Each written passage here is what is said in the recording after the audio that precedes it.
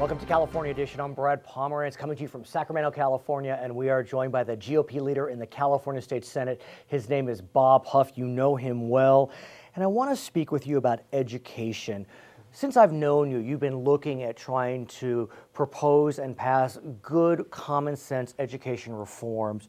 The most recent one dealt with the flurry of layoff notices that teachers and other educational staffs were receiving during the downturn. My aunt got one, actually, and she actually got two. 1 year got rescinded, the next year it went into effect.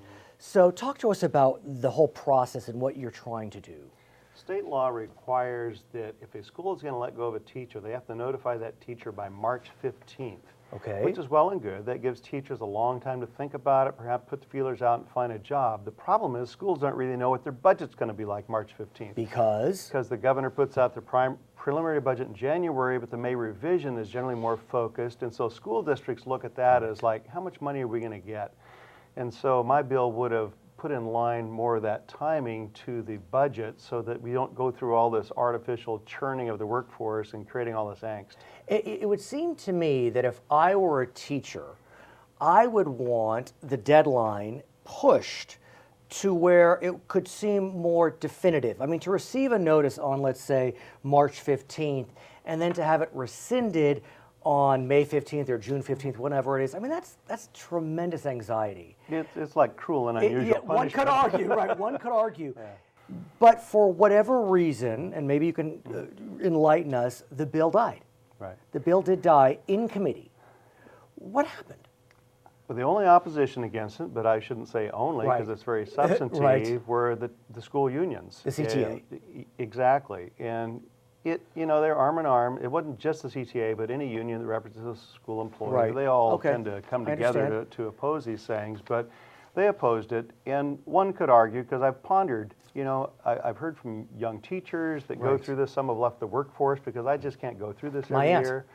And it drives people crazy, but the unions like to keep pressure on the budget. So even though the notice is meaningless because there's no data to drive it, the schools have to over-notify. Otherwise, it takes them a full year before they can go through that again. And when you don't have the money to pay the bills, that's a significant timeline. Is there a cost to the noticing? There is a cost. It's estimated that it was running, I'm going to say $700 Yeah, each. I mean, it seems like at some level, there was an example you offered me. In San Jose, 32 teachers cost $29,000. Legislative analysts put it at 700, I believe it was. This school district was in testifying that, it was a little bit, it was around that amount of money, and then they didn't actually end up letting anybody go.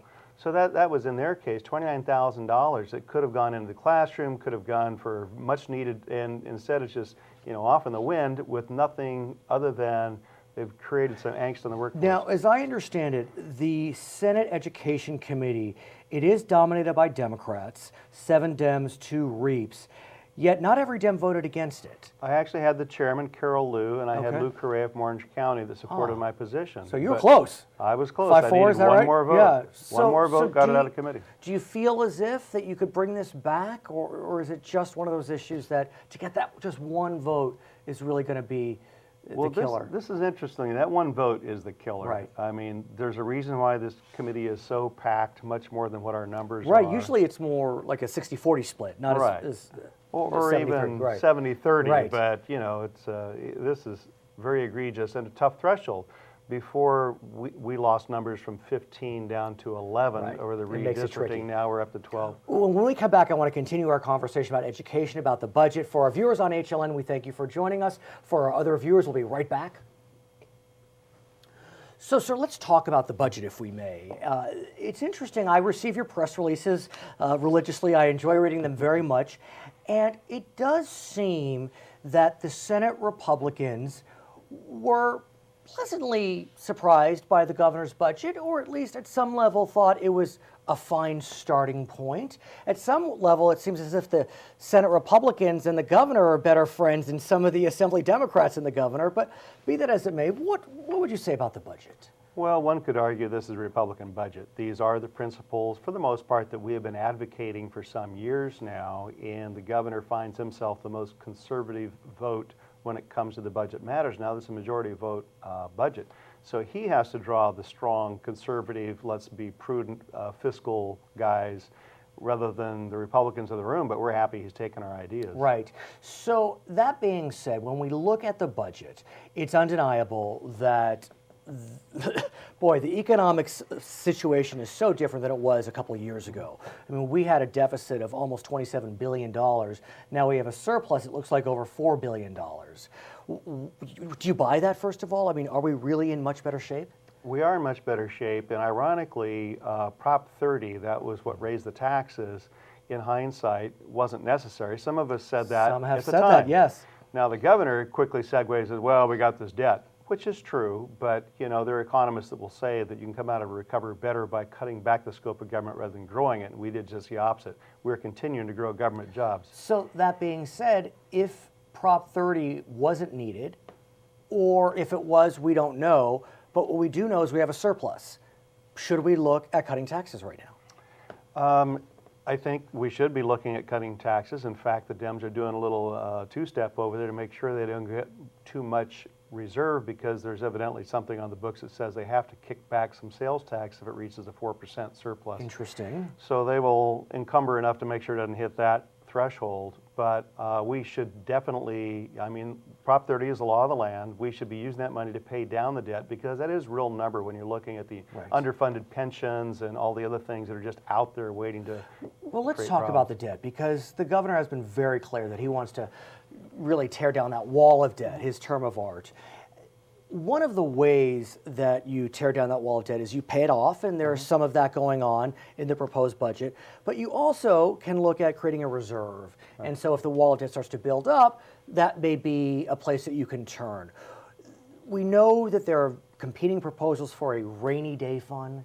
What can you tell us about the rainy day fund that has been proposed by the governor? There's one that's also been proposed, ACA 4. Where are you on the rainy day fund issue? I think the voters ought to have an up-down vote on ACA 4. It was part of a bipartisan budget back in, I think, 2009. Kind of lose track. Right. But the Democrats have kicked it off. They found out they could do that by majority vote, and they don't need our vote to kick it down the road, so it may never come to a vote. But that was actually a very robust rainy day fund that looked back and had sort of an average of how much you put Right, aside. and let me ask you about that, because you described it well. It is an average, how much money should put into the reserve based upon looking at trends. Right. The governor's rainy day proposal doesn't look at averages. He wants to zero in on capital gains and use that as the barometer for how much the state should put aside. What do you think about that formula? I think the formula that we had made more sense, because it balances all sources of revenue, because, I mean, sometimes things get out of whack, and certainly capital gains are something that aren't steady from year to year,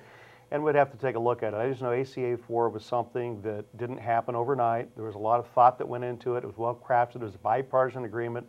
We just ought to have a vote on that. I think we would find that a lot more robust, again, to use that word, than the governor's. At the same time, we do have a rainy day fund mechanism. It's called Prop 58, and yet we're really not funding Prop 58. We haven't for years. And so how do we know that if ACA 4 passes, or if a version of it passes, that we would fund it? Well, ACA 4 tried to build upon the weaknesses of the previous version, because you find out what the loopholes are, because attorneys find ways to exploit them. And certainly ACA 4... Attorneys do. I know, I'm one. Well, there you go. That explains a lot. A ton. But would ACA 4 kind of plug that loophole? Because in the final analysis, it's great to have a rainy day fund, but if it's not being funded, what's the point? Well, there's no rainy day fund if it doesn't work. So yeah, we believe ACA 4 would plug that. So to get it to the ballot, it needs to pass the legislature, is that right? It's already passed the legislature. They just have to put it on the ballot. See, they moved it, so it's currently set, I think it's set for a vote in 2014. I think you're right. They will likely kick it off to something else. We'll see. Or they'll come up with something else and say, this is the new rainy day. Okay, his name is Bob Huff. He is the GOP leader in the California State Senate. My name is Brad Pomerance. This is California Edition.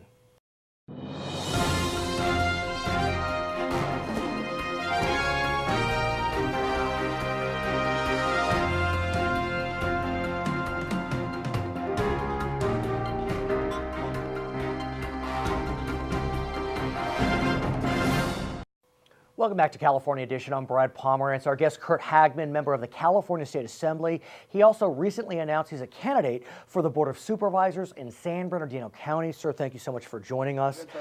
I know you have children of high school age. I know your son is taking classes in computer science.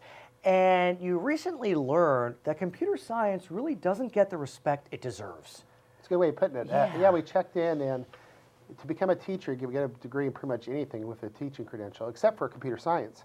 And then if you look at your different electives, you can take computer software, but not part of your core classes. Sir, this blows my mind. We're in California. We have Silicon Valley, which in some ways has saved this state from an even worse fate than it would have a few years back. You would think if any state would give computer science the respect it's due, it would be California. You would hope. Yeah, and so somehow, some way, and look, my guess is it's really a fluke of history. It's just these codes were written years ago, and they take a long time for our bureaucracy to catch up Right. for the modern times.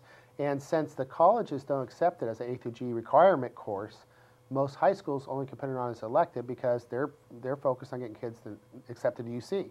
I mean, so it's almost kind of this top-down approach we have to take. Couldn't one argue that computer science is more important than biology, physics, chemistry? I mean, couldn't one argue? Absolutely. It's one of the top 5 growth sectors in California.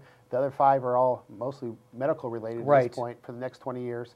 And so I think we should encourage that to happen. So you actually want to take affirmative action to make this happen. Correct. So you're looking at this as a state issue. Why don't you tell us what you're proposing? Sure. Well, the first bill is to ask the state board to make a core curriculum class. And based on programming, not just computer usage, but programming, which will make it more of a hard science than just how to use Microsoft Word. So does that mean it would be added to the A through G requirements? Correct. It can be a substitute for one of the math or I science see. classes. The second thing is get the UC regents and the Cal State regents to approve that as being one of the courses coming in. So those Wow. are 2 separate bills. We've also authored a bill that will allow a student who exhausts all his local ability at the school to take a computer science class to concurrent enroll in community college as well to take those classes. And have it apply for high school credits? Correct. And then lastly, we're also authoring a bill to allow, you're not going to have teachers be able to teach this unless you allow them to become teachers as computer science degrees. So we're hoping to get that. I don't know why they excluded that. Have you spoken with the superintendent, Tom Torlakson? Is this something that he needs to get on board, or where are we on this? Yes, it's like I wanted to start at the school level and work my way up. Well, that's I true. found out that California School Boards Association? Yes, I found out that's more likely because they're all for this. Most school boards will want this, but they don't have the ability to really count it on their own. So we have to go through the UC and Cal States first. So that's where we start with the You have to go top down, not bottom up. Exactly. What about, I have to ask, the California Teachers Association, the CTA? Are they I haven't got a response yet. We're still working on the rough language. Then we have to go knock on everybody's door, and I'm hoping they'd be embracing something like this. It's also surprising in that we know so many schools are now adopting tablets requiring... Common Core, you have to take the test next year. Yeah, Common Core. I mean, adaptive testing, you can only have adaptive testing for standardized tests if you're on a computer. And so talk to me. So what's going to happen next? I mean, it's inspired, if I may say. What happens next? Well, we got the 4 different bills language coming back. We'll take What it do the around the Dems say? stakeholders. It's still fairly early. In Okay. fact, we haven't got the language out. I've actually talked to my chair of education, Joan Buchanan. Sure. She's very much in favor of these things. She's helping give advice. I'm hoping to get them as, once the language come out, as co-authors. So we have bipartisan bills coming out. There may be steps in the way that we don't know of that we may have to work our way through. So it's a very early process. I'm hoping a month from now we'll be fully selling away. I hear you. When we come back, let's talk more about what's going on in the state of California. For our viewers on HLN, we thank you so much for joining us. For our other viewers, we'll be right back. So, Mr. Hagman, I want to talk more about what's happening in Sacramento. As you know, if I may say, we have a proposal for a budget by the governor. I wanted to talk to you about the budget proposal. What's your sense of what's happening in Sacramento now fiscally? Yeah. I mean, obviously, we have more money to spend because we voted ourselves the largest tax increase last year. We have extra $5 or $6 billion to spend, and I think the governor's doing a very prudent way of spending it right now. Not saying we're going to spend it all on ongoing programs, but put some money away, pay down some debt, put some in for rainy day. Now he has to face the legislature, who always likes to spend more than they have. So, but right now I'm very happy with what the governor came out with so far. I want to talk to you about the rainy day fund because it does seem to be really the issue du jour. For whatever reason, this is what the mainstream press is covering, front page of the LA Times. It really is becoming a focal point. The governor has made it very clear that he wants to see a rainy day fund passed. I understand, but we have passed a rainy day fund. I mean, Prop 56, I believe, was the number in 2004. Prop 58, I should say. That was passed. And so if we have a rainy day fund, why are we talking about this now? You have to fund the rainy day fund. Okay, explain. So it's the difference between stating that we want to have one. That's like we want every teacher or every student to go to UC and actually making it happen. You still have to allocate the funds for it. So he knows he got 7 years of this extra tax he's got coming into California right now. And actually only 3 left for half the tax, which is the sales tax side. So let's get that, put some of it away. So as incomes go up and down based on our economy, we're not so going back and forth like a yo-yo. And that's what our California budget's been going on for a long time. There's a lot of truth to be said about 2-year budgets, amortizing this stuff out, trying to get a more stabilized approach to this. A lot of my colleagues on the Democrat side are saying, hey, we're not up to the levels we need to be at yet. Now's not the time to put money away. So that'll be the internal battles right now. The governor has attempted, and we spoke about this with Mr. Huff earlier in the show, to seed the Ready Day Fund with about, I think it's $1.5 billion. The Democrats, at least some of them, you would say that's too much. Some of your colleagues on the Republican side say that's too little. So where are we on at least seeding this Rainy Day Fund? I think $1 billion or so sends a good signal to the investors who buy California bonds, invest in California businesses. That is a serious amount. If you threw a few $100 million in there, compared to our overall $100 billion budget, it's very symbolic. I want to talk to you about another issue in the budget, and I ask you this because you are running for the Board of Supervisors, and that is the question about prisons. Okay. We've talked about this before, sir. You know that we have a program called realignment, and what that does is it takes lower-level offenders from the state and has them serve their time in local county jails. If you're a supervisor, you'll be living realignment all day, every day. The governor is looking to try to get the realignment program in place in such a way that it's not impacting counties as severely as some feel that they're impacted. But we have a federal court that's been they're threatening to hold the governor in contempt. Correct. And so where are you on the question of realignment? Well, I think you're not going to reverse it, but modifications have to happen. 109 policy has been disastrous. Crime rates up in almost every city. I heard from my contract cities. Right. Although I hear that, interestingly, that some crime is up, some of the petty crimes, but not so much the more serious crimes. Yeah. No crime is good. Yeah. No crime is good. And are they spending their time chasing the lower crime and not working on the higher crimes too? Hard to know. But some of the ideas I've heard about capping the number of years in county jail to like 4 or 5, I think that's a great start. I think we're going to have to look at post-conviction type of programs. You can do home arrest with GPS, with other programs like other states do.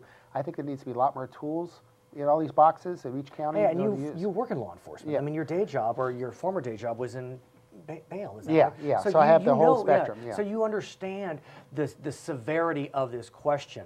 What we do know is, as we speak today, the state had been negotiating with the prison advocates to try to come to a solution that would satisfy both parties and the federal court to decrease the size of the prison population. Those negotiations fell apart. And so now it's back to the federal court, who at any time could say release. Release.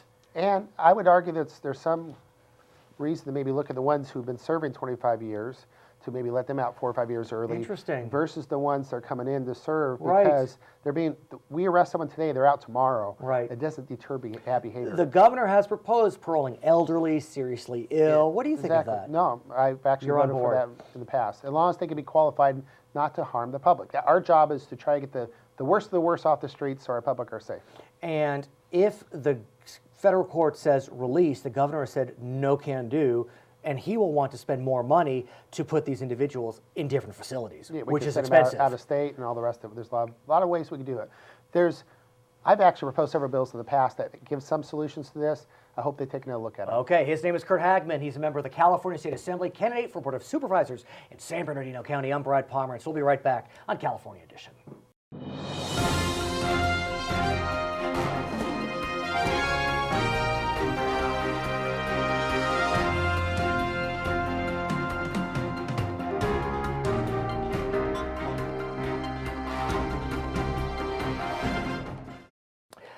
California edition coming to you from Sacramento, the state's capital. I'm Brad Pomerance, and we are joined by Brian Maienschein. He is a member of the California State Assembly. And so I'd like to speak with you about sexual offenses, which I think are amongst the most just horrific, horrendous offense anyone could commit against any other human being. In the past year, I've been speaking with one of your colleagues, Kacho Ashajian, about a loophole that came to his attention that dealt with rape by impersonation. And apparently, under the state law dating back to the 1800s, that was not seen as a serious offense, and as a result, folks were getting off essentially scot-free. That has been closed by the legislature. The court said, please close this, and they did. You have found another loophole. Absolutely. My bill will make it a very serious offense for those rapists who take advantage of people with developmental, physical, and mental disabilities. What's the loophole? Because it is shocking, but yet you can see how it happened. It is shocking. Right. I mean, under current law, basically what they were requiring was, in essence, the victim to prove that they didn't consent. Right. Well, you need to prove lack of consent, for any rape. Right. And so that's the problem. What if someone can't consent? And exactly. If someone, because of a physical disability, a mental disability, whatever it is, they are unable to communicate that, it still doesn't mean they weren't raped. Rape is rape no matter who the victim is. And the state shouldn't be discriminating between what status the victim is to decide if a rape has occurred. I understand at one of the hearings, a gentleman testified. Tell us about him and his absolutely outrageous, horrifying experience. It really was very emotional. I think everybody who was at the hearing was very affected by it. There was a 62-year-old gentleman in there with very severe cerebral palsy, and he had a very difficult time communicating. And you could tell he was still traumatized by the rape that he had gone through when he was younger. And this is exactly what we're trying to get at with this bill: is that person, that child, that young man or woman shouldn't be violated because they're just physically unable to communicate. That shouldn't make a difference. And in that case, his perpetrator received a sentence of 8 years, when if it had been a more traditional rape conviction, it could have been 25 to life. Exactly.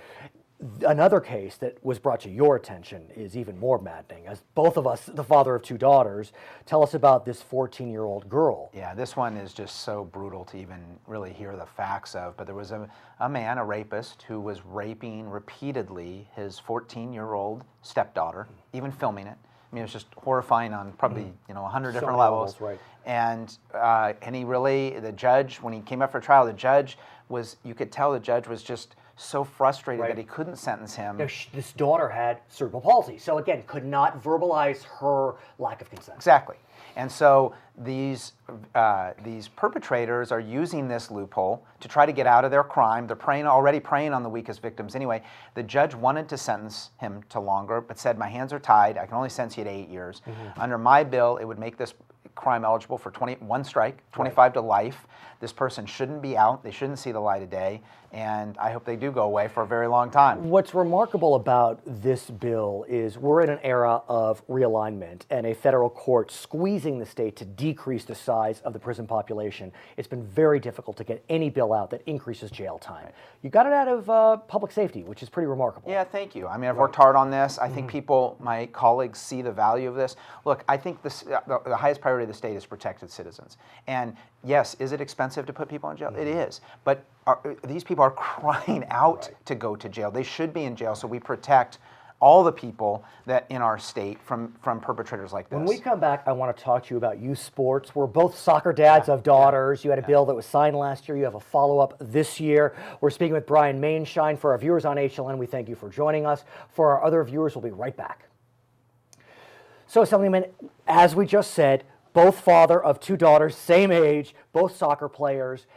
I was stunned when you told me that for those that are acting as volunteers in these youth leagues, there's no bona fide, or there had been no bona fide background check. Right. Explain that. Well, I think you and I's weekends are very similar. Well, very exhausting. Driving back and forth. Right. Exactly. Sitting out in the sun, watching our daughters, play soccer. And I was a coach and am a coach for my daughters. I love it. But one thing that I did realize was that these coaches weren't undergoing a background check. And so last year we worked on that, made a lot of progress. This year my bill is kind of step 2 of that. Let me back up, because I think you're being humble. Your bill was signed.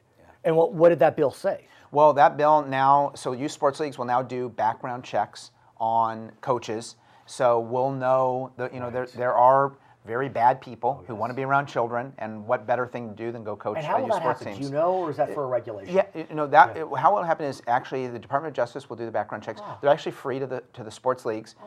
So it's kind of a really, frankly, a no-brainer. And all of us who have children involved in sports, we want to know who's coaching them. If they have a sex offense in the background, that'd be a fact I think all parents would like to know. Bill signed, but you're now looking to take it to the next level. Yeah. So now the next step is we want leagues to make the parents aware of whether or not they've conducted these background checks. So now they will be required to advise, yes, hey, we've done background checks, they're available here, or we haven't done background checks and here's why.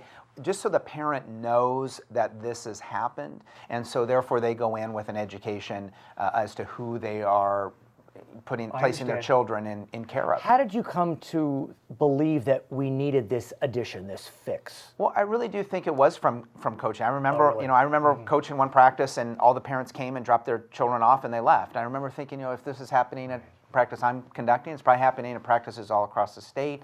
And there are, obviously the vast majority of people who volunteer to coach are good people. They're parents who care about spending time with their kids. But there are some, and we know the stories nationally, we know the stories statewide, we know the stories locally of people who have used their position of trust to violate young children. I want to shift gears, if I may. Recently, Governor Brown offered his State of the State address. I know that you were there. I watched it as well.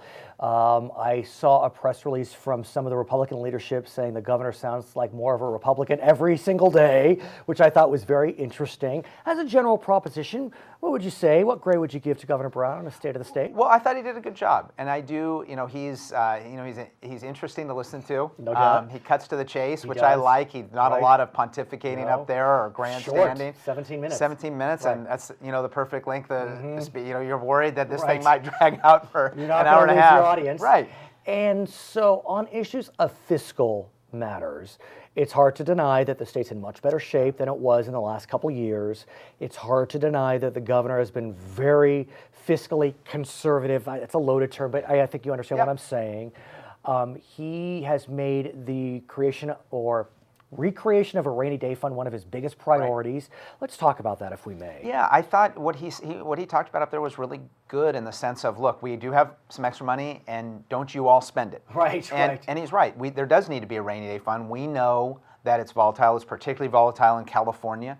So this notion that, well, okay, there's a surplus, and so I think there are some people who are very itchy to start spending it all. Look, this needs to be saved. We don't know what we're going to face over the next 10 years, but we can certainly say, I think, that there'll be a couple years in there that aren't going to be that good, and that this money needs to be there. So there does seem to be bipartisan agreement on the need for a rainy day fund. But my question is, as a member of the Republican caucus, how do you become part of the conversation? I know that you're well liked amongst your Democratic colleagues, but still, technically they don't need Republicans. Yeah. And so how do you participate? Well, I think it does require a Republican. It has to work harder at it, Right. Because that is the political reality of Sacramento is that the Democrats have a 2/3 majority. So you are right on basically everything. They do not need Republican votes. I will say that I think there's a lot, particularly in the freshman class, who've come in who do want to work together. Right. And I do think They'll be together, presumably for 12 years, under the new term limit regime. Exactly. And I think it's unlikely that it will be a 2/3 majority for the next 12 years. I just think Fair enough. Historically Yeah. that's unlikely. Sure. And so I think people who are thinking ahead a little bit realize that, on both sides, realize that look, it's not always going to be this makeup forever. But in the meantime, my people sent me here, my district sent me here. I'm going to work hard to represent them, and that means under the political dynamics we have up here, reaching out to Democrats. I've always done that as a member of the San Diego City Council. I did that, and I'll continue to do that up here. Okay, his name is Brian Maienschein. He is a member of the California State Assembly representing significant portions of San Diego County. My name is Brad Pomerance. It's California Edition.